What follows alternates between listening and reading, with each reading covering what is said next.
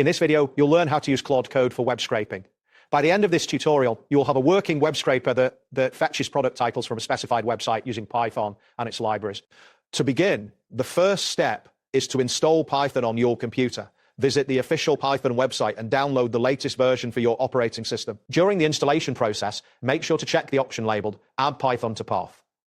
This ensures that Python is accessible from the command line. Once the installation is complete, you will want to verify that Python has been installed correctly. Open your command line interface and type python-version. If the installation was successful, you will see the version number displayed. Next, you will need to install the required libraries that are essential for web scraping.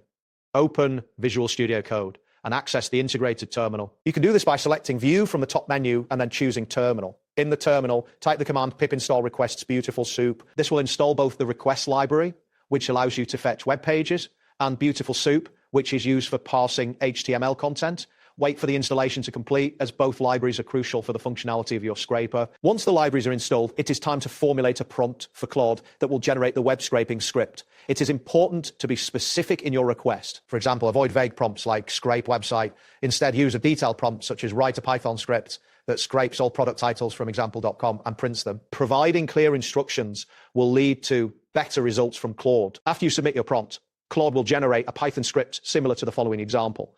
The script begins with importing the necessary libraries, requests, and Beautiful Soup. It defines the URL of the website you want to scrape and sets up headers to mimic a web browser. The script checks if the page was retrieved successfully. If the status code is not 200, it will print a failure message and exit. If successful, it will parse the HTML and extract all product titles found in HT2 tags, printing each title to the console. To run your newly created scraper, save the script in a file named scraper.py.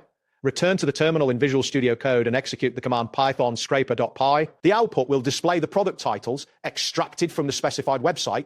Keep in mind that if you are scraping a website with a lot of content, the response time may vary based on your internet speed and the server's response time.